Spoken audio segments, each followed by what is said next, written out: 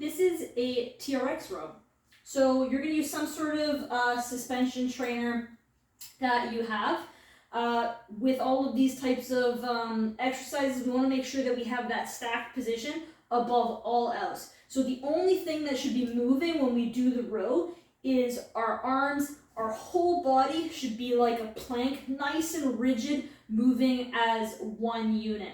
So in order to do that, we need a little bit of tension through our glutes. We also need to kind of set the shoulders away from the ears. And in terms of rowing position, we only want to go as far as to about our body. If you have more range of motion, that's acceptable. So I have a bit more range of motion, but what we don't want to see with any type of rowing motion is if you're tight through the pecs, this will happen if you go too far with that back elbow. So kind of think wide across the chest when you row, but more importantly, keeping that shoulder kind of stacked in the joint.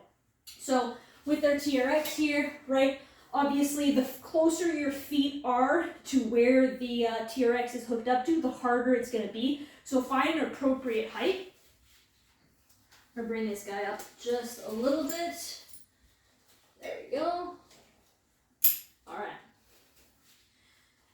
Squeezing onto the handles, right? I'm going to start in a nice rigid position. I'm getting tall to the top of my head, and I'm going to pull down towards me. Right now, I'm just using a neutral grip. You'll see my hands are rotating ever so slightly.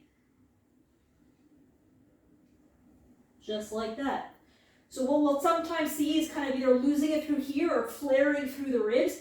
We want to make sure that the entire time we're keeping that nice stacked position. If you need to, you can bend your knees a little bit more to help you stay in that stacked position. Obviously, the harder it is, the further you go down, right? That'll be a lot more challenging.